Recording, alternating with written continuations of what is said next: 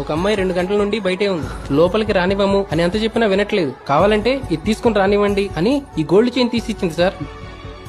చూడమ్మా, ఆడవాళ్లు నిప్పు పట్టకూడదు. అంత్యక్రియలకి కర్మకాండలకి వాళ్ళు పనికిరారు.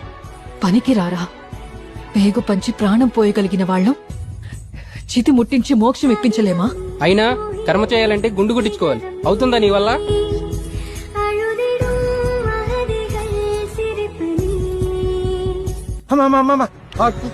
లే పైకి.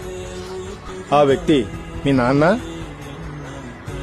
పెదనాన్న, బాబాయ్, మామయ్య, నా గురువు.